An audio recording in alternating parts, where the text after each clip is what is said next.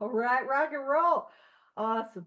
So where we're picking up is, listen, if you are thinking that Paige is a nerd, you are accurate. That is a fair assessment because what we are diving into is my favorite foreword. Yes, forward to the second edition. It's on page XV. And listen, I come here from a hopeless state. I come here and I thought I was cool, and I'm like, man, I did some stuff, and then I'm like, I got a favorite forward, the forward to the second edition. It's delightful. So we are gonna dive right in. So it says forward to the second edition. Figures given in this forward describe the fellowship as it was in 1955. So the book was published in 39, and in the 16 years later, we published the second edition. So this forward was added. So it goes on to say, since the original forward to this book was written in 1939, a wholesale miracle has taken place. I just want to stop there because I want you to know a miracle has taken place. Miracles are not things that typically happen by wholesale. You know what I mean? What we're talking about is in these 16 years, it's like going to Costco and getting your Costco sized miracles. That's what's happening, like jumbo sized miracles. Because it's important to remember that alcoholics before this time did not get, there would be a couple here and there. But by and large, people who have this illness, as defined in this book, we don't get well. We die horrific deaths.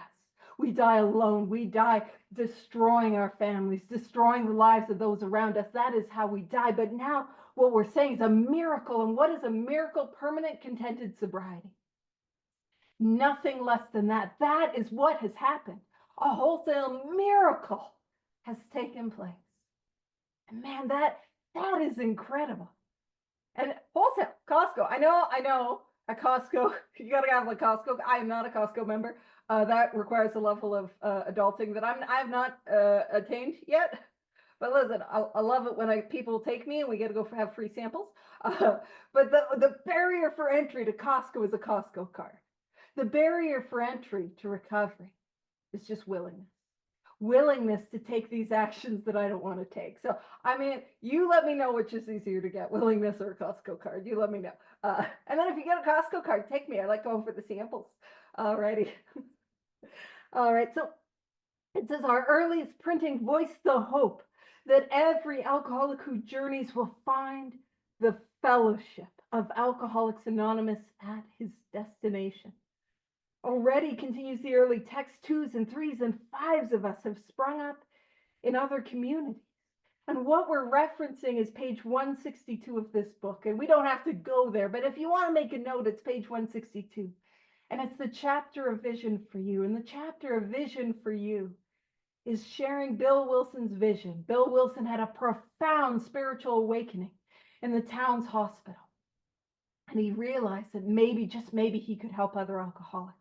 And maybe, just maybe, they could work with others. And that vision, one alcoholic helping another, or whatever brings you to this all-inclusive study, one addict, one compulsive overeater, one, compulsive gambler, codependent, whatever brings you here today, one helping another, that vision was given to us. And it was a hope that everyone who journeys could find this fellowship, right? And hasn't that become so true? It's 2024. We're zooming in from all over the place. How incredible is that? And so it says 16 years have elapsed between our first printing of this book and the presentation in 1955 of our second edition. In that brief space, Alcoholics Anonymous has mushroomed into nearly 6,000 groups whose membership is far above 150,000 recovered alcoholics. Recovered. So there's a couple things I want to point out. The first is recovered. Because whenever we see recovered, we want to look at that. We want to emphasize that. Man, that is what we're after, recovered. Now, if you're hearing recovered and you're like, oh, I know I'm never cured. What does recovered mean? Is it just a bunch of people that think they're better than me? Because that's what I thought when I got here. Oh, I was miserable, so I was judgy. What does it mean to be recovered? Recovered simply means that the obsession to drink or drug or take that first compulsive bite or have that first compulsive bet, like whatever brings you here today, that thought that I have when I am as sober as I am today, that tells me I can do it. I can take that drink, I can take that drug, I can do that action. That is gone. And that is gone based on the actions that I take on a daily basis. That's what we're talking about, recovered. And that is the goal.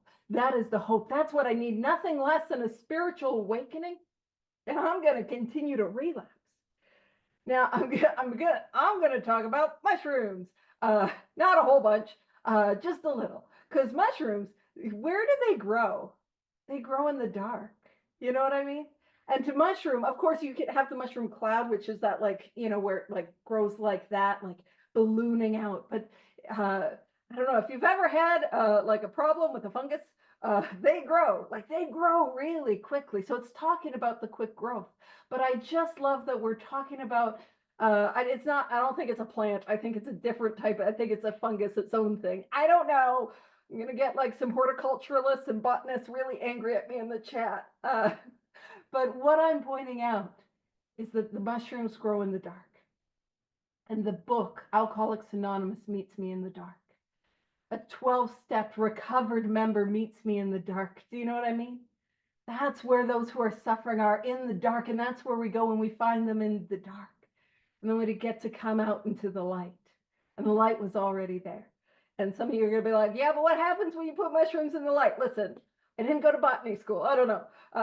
It's just a metaphor. It's not perfectly well thought out. All right. And when it says, and some of you guys are like, I'm already over to the forward to the second edition. Let me guess. What's the next thing that she's going to ask me to do? Is it going to be math? I'm just going to log off. All right, let's do some math. Rock and roll. So when it says whose membership is far above 150,000 recovered alcoholics, let's make a note in our book, if we haven't already, to go back to the preface. You see on the preface and on the right at the very beginning, that very first paragraph where it says 300,000 copies. That's what we're going to refer back to. And so don't worry, I will do the math. Nobody is going to check your grades. I'm not going to ask you to do, show your work. I mean, do the work of the 12 steps as a way of life, but I won't make you show us how we got there, right? So 300,000 copies of this book went out into the world in those 16 years. And at the end of those 16 years, there was 150,000 recovered alcoholics. So if I divide 300,000 by 150,000, what I will see is that for every 2 books that go out into the world, there is 1 recovered member. There is 1 member who is recovered, who is sober, staying sober, who has had this experience.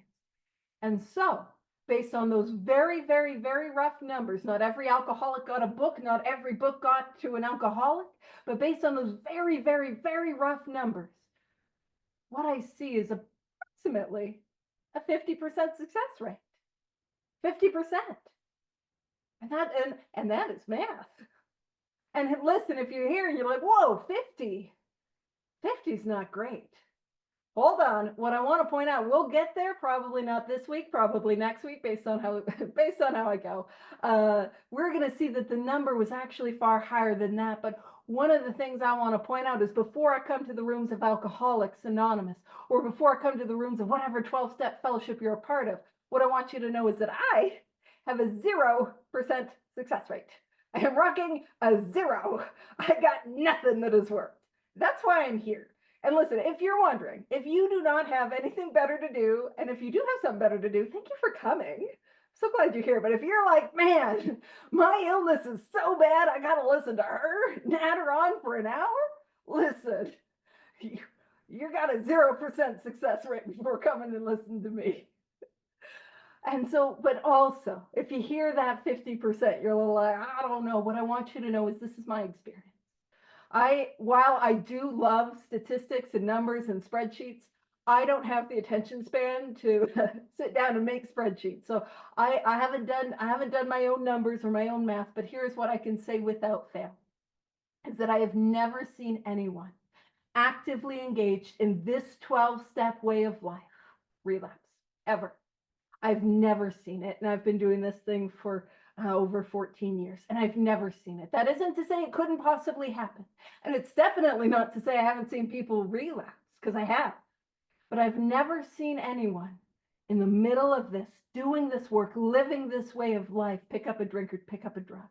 I've seen a lot of people start the process and be like, whoa, don't want to do that one, and then relapse. I've seen a lot of people not even start the process and then relapse. And I've seen some people, man, and this is heartbreaking, but I've seen some people get this thing. I've seen the light come on in their eyes. I've seen the change come over them. I've seen them help others, and then I've seen that slow erosion of the daily actions that allow us to live in a place of grace, and I've seen them go out.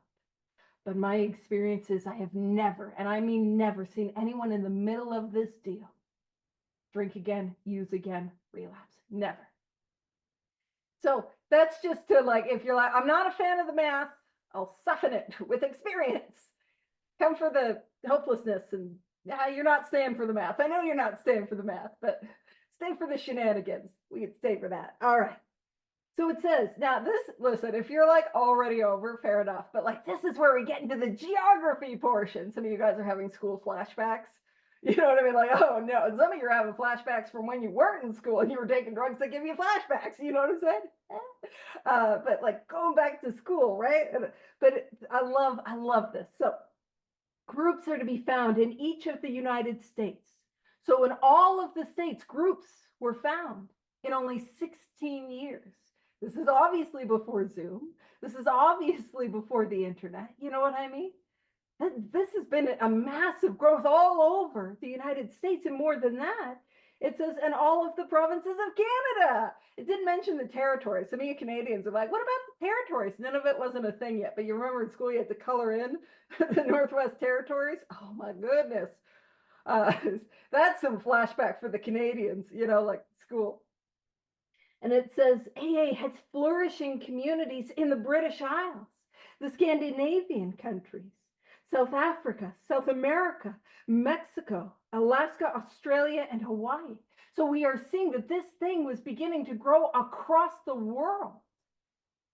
And something I want to point out is it spoke about all of the states and then mentioned Alaska and Hawaii. Anyone notice that? Yeah. You know why? Because they weren't states yet. They didn't become states until 1959. That's when they became states. So second edition predates Alaska being a state. So that's just, listen, that's just fun facts. If you go into like AA trivia, I got you. We're gonna, like, you want me on your AA trivia? No, you don't. You want Rob on your AA trivia team. That's who you want. Yeah, stack the deck with Rob already. And it says, all told, promising beginnings have been made in some 50 foreign countries and U.S. possessions. That's like Guam and Puerto Rico. Those were the U.S. possessions. And I think maybe the Philippines at that time. Possibly somebody's going to be like, actually, your geography is not perfect. I know, deeply flawed, frequently wrong. So it says, some are just now taking shape in Asia. Many of our friends encourage us by saying that this is but a beginning, only the augury of a much larger future ahead. And an augury is a prediction. Yeah, to show that, you know, something's going to happen, a bigger future is from this moment. And now we're going to rock and roll into some AA history. And some of you guys are like, goodness gracious, hopefully you're not going to make me write an essay after this. I won't. I also won't make you run laps like it's gym class. Don't you worry. Or you have to climb the rope. Anyway, so it says the spark that was to flare into the first AA group was struck at Akron, Ohio in June 1935 during a talk between a New York stockbroker and an Akron physician. And this is the spark that began Alcoholics Anonymous. And I want to point something out, just if you do not know, the New York stockbroker is Bill Wilson. Write that down just so you know the next time you come through. And the Akron physician is Dr. Bob. And what started Alcoholics Anonymous, the birthplace of our fellowship, and you know, and Akron, Ohio, of all places. You know what I mean? God meets us where we're at, hey? Was not when Bill W. got sober. It's, we don't count that as founder. We don't celebrate that as Founders Day. It's not when there's one drunk. What do we celebrate? We celebrate the first successful 12-step call when there's two, you know? Not that any 12-step call isn't successful. If I'm showing up and I'm helping somebody, it's successful. But you know what I'm saying? This whole deal is about helping others. I don't get well just so I get to get well. I got to give it away and I got to help others. So this whole thing starts when Bill Wilson carried the message successfully to Dr. Bob. So Bill Wilson is the New York stockbroker, more of a stock speculator, but New Yorker, and her Akron physician, Dr. Bob. And it says 6 months earlier, Bill Wilson, he's out there trying to work with others, trying to carry this message, 6 months sober. Sometimes you might have heard things in the rooms like you got to wait a year to sponsor. I've heard that where I live out in the world. Man, we'd be in trouble if Bill wasn't going to stay sober long enough if he waited a year. And don't think he was waiting 6 months to work with others. He worked through the course of action incredibly quickly, and he was working with others from the get-go. Dr. Bob was just the first guy that took him up on it, and actually heard what he was saying, and we'll talk about why in a sec. 6 months earlier. So again, what I want to emphasize, if you're new, if you're struggling, if you're in pain, it does not take long to get well. It does not take long to recover. It does not take long to have a spiritual awakening. I want to emphasize that. If you're new, if you're relapsing, if you're in pain, if you're suffering, it does not take long to get well. 6 months, it did not even take them 6 months to get to that place. You know what I'm saying? But it says 6 months earlier, the broker had been relieved of his drink obsession. Now, the drink obsession is the obsession of the mind. That's what happens when I am as sober as I am today. And I get that little thought in my head that tells me this time will be different. Nobody will ever know. I'll go out for 3 drinks. Or, my problem is drinking. But I can smoke crack like a lady, pinkies up. It tells me, if you were feeling the way that I was feeling, you'd have to get loaded too. You know what I mean? Or it looks like, take a drink, take a drink, take a drink, take a drink until I give in. Or it looks like a case of suddenlies. I'm out there living my life. I got a drink in hand, or, I'm popping a pill. You know what I mean? And I don't even know how it happened. So that is the obsession. And he was relieved of that obsession. And that's what I need. That's what it means to be recovered. Relieved of that obsession by a sudden, all I will emphasize is it doesn't take long to get well. And it's unfortunate because it's on two sides of the page, by a sudden spiritual experience. And if you're writing in your book, why wouldn't you? It's a lot of fun.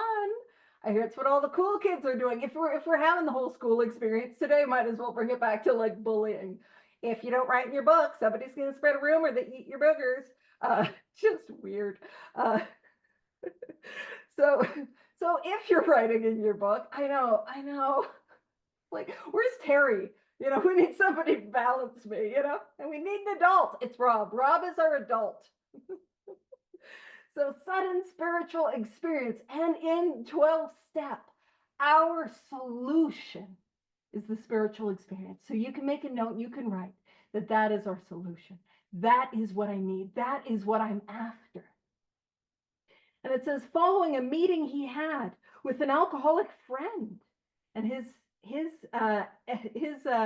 friend is Abby Thatcher. And you can write that in your book.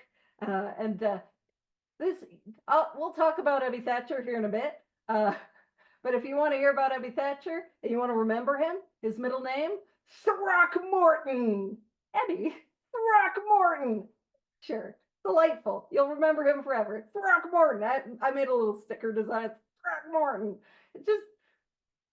I don't know. These are the things that happened to me. So his homie Abby Thatcher, his old friend Abby Thatcher, you can write that down, who had been in contact with the Oxford groups of that day. And the Oxford group, we're going to talk about here in a little bit, but essentially the Oxford groups had nothing to do inherently with alcoholism. They were a religious organization, and their sole purpose was about having a deeper experience experience of God. That's what they were after, a deep experience of the God of their understanding. And it says he had also been greatly helped by the late Dr. William D. Silkworth, a New York specialist in alcoholism who is now accounted no less than a medical saint by AA members, and whose story of the early days of our society appears in the next pages. Now, William D. Silkworth, he's the doctor that wrote the doctor's opinion, right? We're going to read that here in a bit. And the doctor's opinion is going to lay out, and we're going to talk about what a problem is in a sentence, laid out what our problem is. And he worked at the Towns Hospital in New York City. He was a New Yorker. And I'm so sorry, the people that are from New York, like, don't do that. But he worked with alcoholics and drug addicts, and that was his specialty. And it says, from this doctor, the broker had learned the grave nature of alcoholism. And hey, we were just talking about New Yorkers. I'm glad you could join us. She heard me. She's like, oh no, she's doing it again. Don't let her call us Appletinis. Okay, welcome. Yeah, don't do it. So from this doctor, the broker had learned the grave nature of alcoholism. And if you're writing in your book, make a note that that is our problem. That is my problem, the grave nature of alcoholism. And I'm going to break it down. So the grave nature of my alcoholism has two components. The first component is what we call the physical allergy. That once I start to drink, I need more. Or once I start to use, I need more. Or once I engage in that compulsive behavior, I need more. And the more that I drink, the more that I need to drink. See, I take a drink and I get thirstier, and I can't control the amount that I take every single time. And what that means is if I've experienced that, that means I can't drink because I can't control it. And because when I drink, I burn my life to the ground. When I use drugs, I betray trust. When I, act in these compulsive behaviors, I hurt people in ways that I never wanted to hurt people. I can't ever do it again. And then the second part of the grave nature of this illness is that I have an obsession of the mind. Is that I have a thought that happens when I am as sober as I am today that takes me back to that first drink or that first drug or that first hit or that first whatever, time and time again, even though it's destroying my life. And that is what makes this thing fatal. And that's what it means to be grave. Grave is fatal. Grave is the severity of this illness. So that is the grave nature of alcoholism, that I have an allergy, that once I start, I can't stop every single time. And then when I say that's it, I am done. I'm never going to do that again. I do it again. That's our problem. And so it says, though he, and we're talking about Bill Wilson, Bill Wilson could not accept all the tenets of the Oxford group. So most religions have things like tenets or, these principles or these beliefs that they have. And Bill Wilson couldn't accept all of them. And as the story goes, for our purposes and for our understanding, the tenet that we will say he's not able to accept is organized religion. And that's just for our learning purposes. He's like, I'm not down with that organized religion at this point. And it says, so even though he couldn't accept all of these, he was convinced. And with some of the action, I'm going to go back on a more historically accurate tangent. So that's the kind of lesson, like what I need to glean as somebody who's new to recovery. That's the lesson that I need. He also really wanted to work with alcoholics. That was his passion. And if you find out anything about Bill Wilson's life, it is driven, especially his life in sobriety, all of it has been driven by a desire to help alcoholics. Like truly, truly, that was his goal. And like the Oxford group, they're like, maybe spend some time with some normal folk and go help some non-alcoholics. He's like, I want to help drunks. You know what I mean? So that was part of an actual tenet that he wasn't down with, but for our purpose, organized religion. But he was convinced of the need for moral inventory. That sounds like a fourth step to me, hey? And it says confession of personality defects. Goodness gracious, that sounds like a fifth step. Restitution to those harmed. Sounds like some amends, step 9. Helpfulness to others, step 12. And the necessity of belief in and dependence upon God. And doesn't that sound like a whole lot of the others? Some step 2, some step 3, some step 6, step 7. You know what I'm saying? So we're seeing the genesis of these 12 steps. And so that is, or what later became our program of action. And so you can write in your book, program of action. So we got a problem, that is the grave nature of my alcoholism. I have an obsession of the mind, an allergy of the body. And the only thing that I have that I could possibly have to overcome that is a spiritual awakening. And that is our solution. And how I get from that hopeless state, that grave nature of alcoholism, to the solution is the program of action. And that is our 12 steps. And that's what we're here to do in 12 steps. Yes, meetings are wonderful and they're so important. And goodness, it's so helpful to be of service and to have a home group. Like, please do that. Please get involved. But when I got here, I heard a bunch of suggestions. And I'm sure you guys would never do this, but I would pick and choose the ones that I wanted to do. And let me tell you, I wasn't jazzed about these steps. No, thank you. I mean, I'll make coffee back in the day. Like I can't make it too much anymore because it's often a giant urn and I can't get in there. Like I was in for the service, but having a look at myself, no, thank you. But when I understand that's what I'm here to do in 12 steps, it makes it so simple.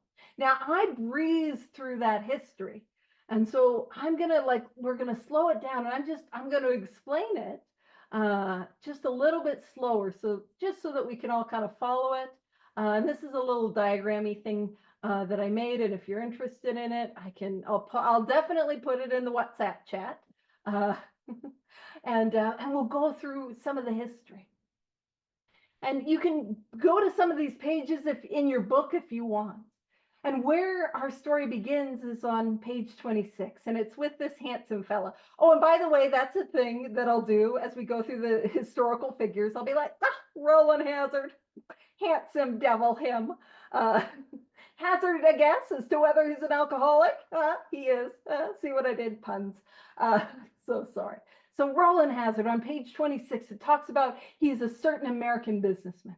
And his name is Roland Hazard III. And you know, if you got the third at the end of your name, you come from money. And Roland Hazard had alcoholism. And he was throwing money at his alcoholism. And keep in mind, when we talk about how he comes from money, why would we mention that? We mention that is because this illness can affect anyone from any social class or social situation. And again, what we're going to see is that this was a guy that was beyond human aid, and money is human aid. So he went and he was spending money trying to solve his problem, trying to solve his dilemma. And he couldn't do it. And he goes and sees the best of the best of the best in the United States. The best doctors, psychiatrists, psychologists, the experts. And he drinks again. And he's like, okay, I gotta broaden my scope. I'm gonna go and I'm gonna work with Carl Jung. Carl Jung, who is celebrated psychiatrist. He is one of the fathers of psychiatry. And he travels over to Switzerland and intensively works with Carl Jung. And even though Roland Hazard, he had relapsed every single time he had gone to treatment, this time he's got some unusual confidence. Anyone go to treatment and you leave treatment and you're like, hey, this time feels different, oh, this time's different. So Roland had a bit of, this time's different. He's like, I know I relapsed every single time, but I got some inner workings in my mind. I know it's hidden springs. Like, I'm feeling good. And so he drinks again, right? So he drinks again, and he goes back and he's like, Carl Jung, dude, doctor, what the heck? What the heck was that about? Do you know how expensive you are? And I drank again, my guy, And Carl Jung, he had the humility to say, I'm sorry. I misdiagnosed you. You have alcoholism. You have the mind of a chronic alcoholic. And people like you do not recover. People like you do not get well. And Roland Hazard is like, oh, this is not good news. And if anything, that's like a step one experience for Roland Hazard. He can see the grave nature of his illness. And Carl Jung says, yeah, like, man, I'm sorry about that. And he's like, Roland saying, like, is there no exception? Could there not be some that I could try? And Carl Jung says, yes. Yes, there are. Here and there, once in a while. There are these things, people, alcoholics, people have had these things called vital spiritual experiences. And he describes them as phenomena. So it's not like I can just make it happen for you. And he describes them as, to me, these occurrences are in the nature of huge emotional displacements and rearrangements. Ideas, emotions, attitudes, which were once the guiding forces of the lives of these men, are suddenly, doesn't take long to get well, suddenly cast to one side, and a completely new set of motives and conceptions begin to dominate them. And he's like, man, I was trying to do that with you, but I've never been successful with somebody like you, an alcoholic like you. And Roland Hazard's like, great news. And so in that moment, he knows the solution is the spiritual awakening. That's how we get knowledge of what our solution is, a spiritual awakening. And Roland Hazard is like, oh, great news, I got a church. And Carl Jung is like, ugh, my guy. That's verbatim. He's like, my dude, like, it's great that you go to church, because what that means is you're already open. You already have a bit of belief. But hanging out in a pew isn't going to do this for you. The odds of this happening to you are like the odds of you getting struck by lightning. You've got to go out and seek this. Now, Carl Jung is the non-alcoholic who gave us knowledge of what our solution is. And our solution is this great separator between us and alcohol. And I told Rob I got a fun fact about Carl Jung today. I found it out today. I was talking with a friend of mine, and she sent me this picture of this wine. She was at the grocery store, and she's like, there's this Carl Jung wine. And we had a little laugh about it. And then we're like, what's that about?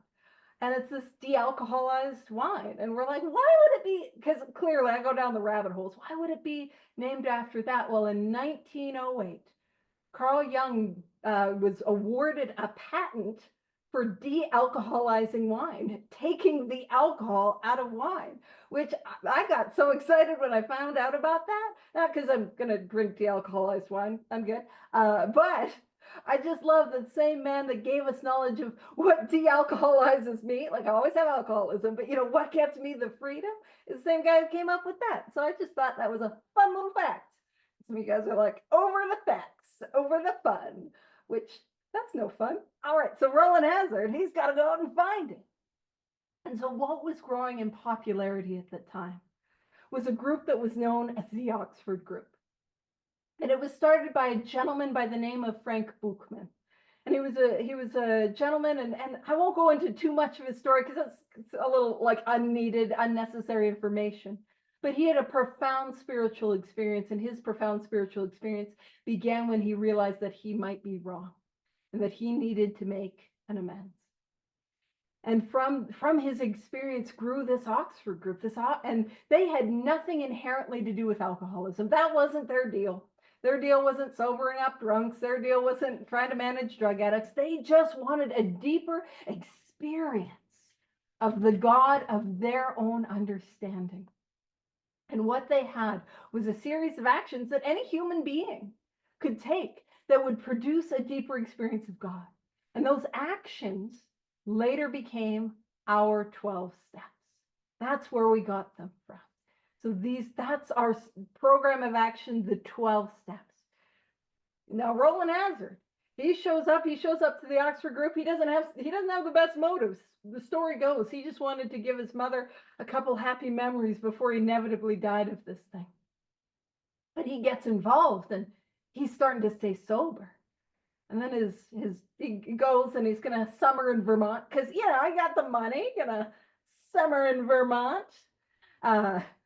And his buddy Abby Thatcher is on trial. One of those little miracles that Abby Thatcher happens to be on trial the week he's showing up in Vermont to summer. And Abby Thatcher, there's two things he did. One of which was he was drinking and driving in rural Vermont. So what I want to point out is there's not a lot to hit in the 1930s. He hit it. He hit this old lady's farmhouse and rolled down the window and asked for a cup of coffee. He's like, "What's for dinner?" You know, not cool. And the other thing he did, and let me know if you guys kind of relate to this. He got a couple beers in. He got a little projecty. You know, you get the couple beers in. You're like, "Oh, I'm gonna do some home improvement." And he's like, "I'm gonna paint my house." I don't even think he finished painting his house, but he noticed some birds. And birds are apt to do what birds will do. And he's like, "Not my paid job." So he did the only logical thing that you could do when you're, drinking and painting your house is get a shotgun and try to deal with it that way. And that was not cool.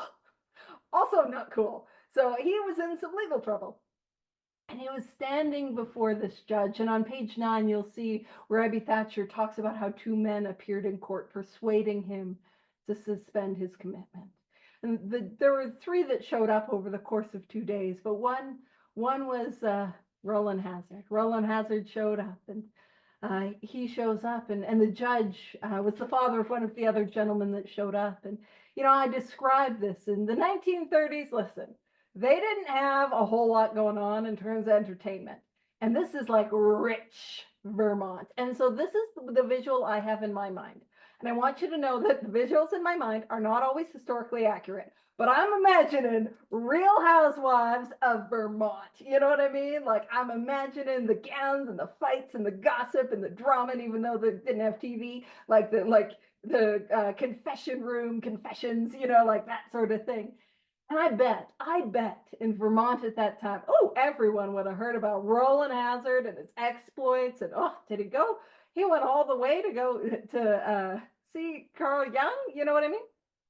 He would go to Switzerland or whatever. And they would have heard all about his exploits.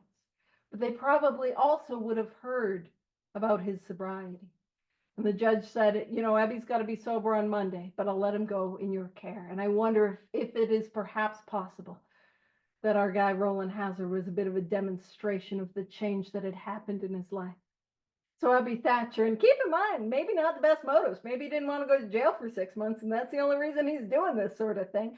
Abby Thatcher gets involved in the Oxford group, and he's got knowledge of what the solution is. Again, our solution is that spiritual awakening.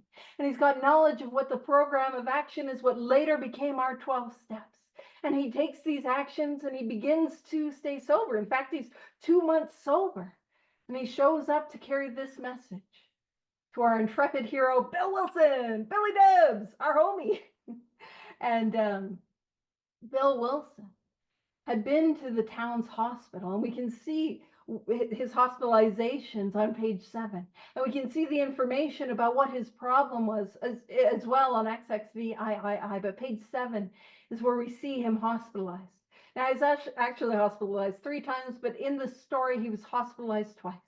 And in his first hospitalization, Dr. Silkworth told him, "Listen, you have a physical allergy and a mental obsession." And then Bill Wilson drinks again. And he goes back to the hospital and he finds out that he is going to die of this illness. So he learns the grave nature of alcoholism. And he drinks again. And he's drinking. And who shows up but Abby Thatcher to carry the knowledge of the spiritual awakening and the program of action. And in this moment, Bill Wilson has the 3 pieces of information that I need to know in order to achieve sobriety. He's got knowledge of his problem, he's got knowledge of his solution, and he knows how to get it. He knows what's wrong, he knows where to go and how to get there. And that's it. My problem, physical allergy, mental obsession. My solution, a spiritual awakening. And the program of action is our 12 steps. And hopefully that tied the history in together. And I like putting the people on the screen, and I like being like, handsome fella, just delightful. You know what I'm saying? All right. So going back to page XVI, it says prior to his journey to Akron. So before going to Akron, so in New York, the broker, this is Bill Wilson, he's the broker, had worked hard with many alcoholics on the theory that only an alcoholic could help an alcoholic, but he had succeeded only in keeping sober himself. So he'd worked hard with all these alcoholics and nobody was staying sober. Now, I'm going to tell you a story. Now, this story is likely not true because there is not any historical evidence that it happened. But what do I say? Never let the truth get in the way of a good story. So I'm going to tell it. Rob's so patient with me. I just so appreciate it, you know? And so the story goes, because like some of this is the reality is Bill Wilson was not, he gets sober. He's not like bringing in the dough. His business associates, the guys on Wall Street, they are not trusting him. They're not like throwing jobs his way. They're not throwing opportunities. He's struggling to find work. And his wife, Lois, she's still supporting him, but not only is she still supporting him financially, he's also bringing in drunks to crash with them to try to sober them up. So she's also supporting all of them. And like, and he's seeing this and he's aware of the burden that he's placing. And he's like, Lois, you know what? I can't keep doing this to you. Why don't I go and focus on work? I'm like really focus on like taking care of you because you've been so good to me. You know, nobody stayed sober. And in that moment, Lois said, probably didn't, but for our story, Lois said, but Bill, you've stayed sober. You've stayed sober. And that was the first time he had had sobriety like this. And I will say, so that might not be true, but I will say Al-Anon started with her throwing a shoe. That is a true story. That's how Al-Anon started. So just if you're wondering, things don't have to have glamorous beginnings.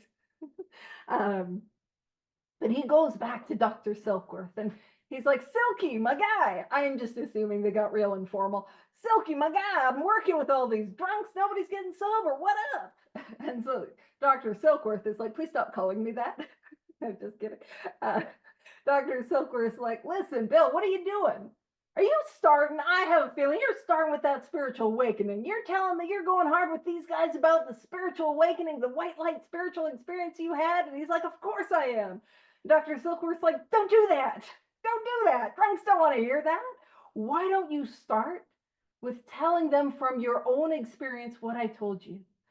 Talk about the illness, talk about the allergy, talk about the obsession. Why don't you start there? And the first guy that Bill Wilson did that with was Dr. Bob. So it goes on to say, but he succeeded only in keeping him sober himself. The broker, this is Bill Wilson, had gone to Akron on a business venture which had collapsed, leaving him greatly in fear that he might start drinking again. Now he goes to Akron, Ohio. And you're going to get some Akron fun facts. Akron, Ohio, it was the rubber capital of the world. Yeah, Dr. Bob's house. Woo! You know what's up. Ohio. I hear Cleveland rocks. I have it on good authority. But he goes to Akron, Ohio. And at that time, Akron was the rubber capital of the world. It was they were making tires. So the Bridgestones, the Firestones, the Goodyears, this was the tire capital. So there was money in Akron. And he was going to combine these companies. Oh, and he was going to have it made. He was going to be making money. All was well. Whew, I'm in good place. You know what I mean? And then it got bogged down in a lawsuit and or a hostile takeover, and like, oh, it is bad. And I want to point out in A Vision for You, it talks about how he is discredited. You know, people are saying rumors around him. He's broke. He's discredited. It's embarrassing. It is humiliating. And isn't it interesting that a spiritual awakening always seems to begin with us not getting what we want? You know what I'm saying? It always begins there. All right. And so what happens? He goes and he's dejected and hopeless, and in this Mayflower hotel, he doesn't have enough money to pay the bill, let alone get home to New York. And he's in that Mayflower hotel, and to the right, and it's not quite literally like this, but to the right of him is the bar. And you can hear like the laughter, the ha ha ha, and the clink clink clink on the glass, and he hears it calling to him. And to the left of him is the telephone booth. And it goes on to say he suddenly realized that in order to save himself, he must carry his message to another alcoholic. As the drink is yearning, the obsession is on him, it's calling. He realizes he's got to go help another person. he turns to the phone booth and gets a hold of Dr. Bob, and that's its own miracle. You know, he gets a hold of Reverend Tunks, who gets a hold of Norman Shepherd, who gets a hold of Henrietta Seiberling. That Henrietta Seiberling had a prayer group for Dr. Bob shortly before this. Gets a hold of Ann Smith, and those calls are missed. Those, you know, those connections aren't made. We aren't here today. You know, I love the history. And all it started was a desire, a connection with a power greater than himself, and a desire to go help another alcoholic. That's all I need. That's all I need. And so he gets a hold of, and it says that alcoholic turned out to be the Akron physician. And that is Dr. Bob, our co-founder. It says the physician had repeatedly tried spiritual means to resolve his alcoholic dilemma, but had failed. So Dr. Bob, he had been involved in the Oxford group. He was in the middle of the Oxford group and was still getting drunk every night. He was, and he didn't know. And like, listen, the story goes, he's like, I'll give this Bill guy, I'll give him 15 minutes to be polite, because I kind of messed up Mother's Day. Got drunk, potted plant, clunk, you know, just made a mess. But it says, but when Bill Wilson gave him Dr. Silkworth's description of alcoholism, and this is what I want to emphasize, and its hopelessness. And its hopelessness. You see, when I can see my hopelessness, I'm going to accept the hope that is on offer. When I see the reality of my condition, I'm able to accept the hope. Dr. Silkworth's description of alcoholism and its hopelessness, the physician began to pursue the spiritual remedy for his malady. Malady is just a word that means sickness, with a willingness he had never before been able to muster. And so I'll just tell you a little bit more about that story, because it goes into a little bit more detail in A Vision for You and in Dr. Bob's Nightmare. So he had been in the Oxford group.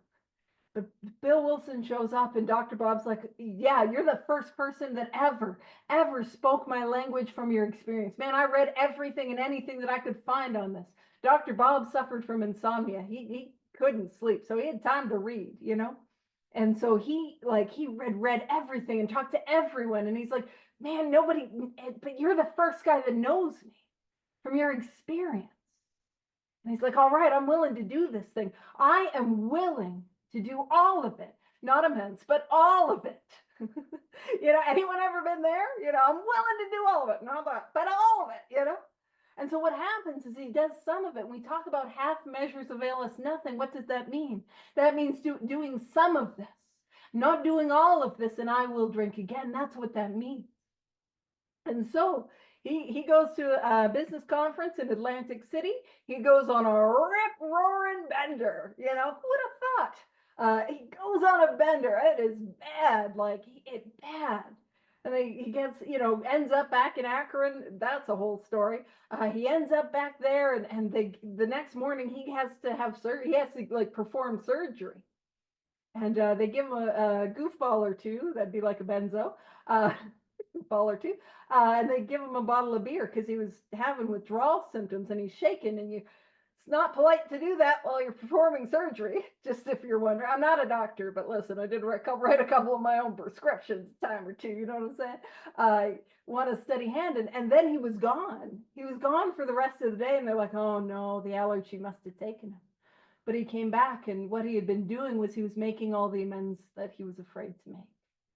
And I always talk about it like this. Listen, Dr. Bob's sobriety, permanent sobriety, did not happen until he went on that bender and followed it up with an amender. Woo! You know, he went out, made all of his amends. And so if somebody relapses, it's like, what wasn't I doing? Dr. Bob's relapse was inevitable because he has alcoholism. He has this illness. That's a step one idea. I will relapse. And he could not stay sober until he was taking the action he didn't want to take, making his amends. And then from then on, he sobered up until his death in 1950. And it was said that he worked, or at least oversaw the care of 5,000 alcoholics in those 16 years. man, the work and and he was effective in the work that he did. He was probably one of the most effective 12-step members, especially in early AA. And it says this seemed to prove that one alcoholic could affect another as no non-alcoholic could. There's something about somebody speaking my language from their experience. You know what I mean? I'm sure no one knows what it's like to be talked at or talked down to. Oh, don't we love that? Here's what you got to do. No, there's something about I've been there. I felt the way that you felt. I've done what you've done. I know what it's like to drink the way that you've drank. And this is how I got freedom. If you want it, I will do anything and everything to help. And if you don't, that's okay too. But that's different than here's what you got to do, right? And this next line is important. It also indicated that strenuous work, and I want to emphasize strenuous. It's got to be a little inconvenient. It doesn't have to be all day, every day, 365. You know what I mean? 24/7, but it's got to be a little inconvenient. I got to be at least a little inconvenienced working with others. Strenuous work. One alcoholic with another. What are we talking about? We're talking about 12-step work, 12-step, and carrying this message, taking people through this work was vital to permanent recovery. If I want permanent recovery, I've got to work with others. And a lot of little extra on that. If I want permanent, contented sobriety, I got to work with others. Yeah, life-giving. Grave nature of alcoholism, this is fatal. Vital is life-giving. If I want to survive the illness that I have, if I have the illnesses laid out in this book, mental obsession, physical allergy, I got to work with others. I got to carry this message. And it was vital to permanent recovery. All right. It says, hence the two men sent to work almost frantically upon alcoholics arriving in the ward of the Akron City Hospital. They were 12-stepping and Dr. Bob was like under a week sober. You know what I mean? And like AA number 3, he was like, oh, you men are somebody once. I'm a nobody. And they laugh because it's like, dude, I barely got a week. You know what I mean? So it does not take long to get well. It does not take long to recover. It does not take long to work with others. So it says their very first case, a desperate one. Now, desperate, I want to emphasize, when we look at desperate, what we can emphasize is desperate is hopeless. Desperate is aware of the reality of my predicament as an alcoholic. And it says recovered immediately. Did not take long to get well. Did not take long to do this work. Recovered. Hopeless, desperate, recovered the hope. And his name is Bill Dotson. He's Billy Dots. Nobody calls him that. Billy Dubs, Billy Dots. Dr. Bob, what up, Smitty? People did call him Smitty. Bill Dotson. He never had another drink. And again, permanent sobriety. That is what is on offer. This work at Akron continued through the summer of 1935. There were many failures, but there was an occasional heartening success. And you know what it's like when you work with others. And part of this way of life is we work with others and there are failures. But man, if you work with others, that heartening success, to work with somebody and see that light come on in their eyes, to see that hope fill their spirit, it is the coolest thing. That thing that happens when a newcomer begins to come to life and they start to work with others, I promise you, that is what I was looking for in the crack pipe. That was what I was looking for in the bottle. That was what I was looking for in the pills. And I did not know it. That was the feeling that I was after. That's what's on offer. So it says there were many failures, but there was an occasional heartening success. When the broker returned to New York in the fall of 1935, the first AA group had actually been formed, though no one realized it at the time. A second small group promptly took shape at New York, so when Bill Wilson goes back, to be followed in 1937 with the start of a third at Cleveland. And that was Clarence Snyder. And I got a minute to wrap up this paragraph, but less than a minute. But what I want you to know is Clarence Snyder was a very, very difficult human being. Him and Bill Wilson did not get along. And I only want to emphasize that.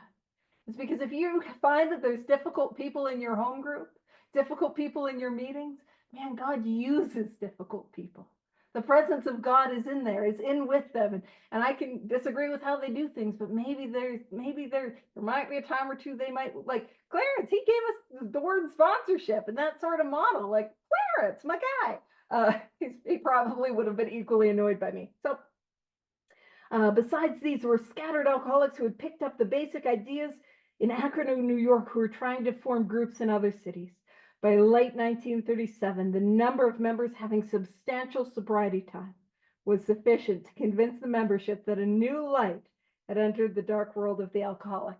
That'd be a good name for a big book study. Maybe one that happens on Monday nights. We'll leave it there, and I'll actually go over some of that paragraph when we start up again next week. But I'll stop the recording. We'll wrap up with a prayer, and I want to thank you guys for coming.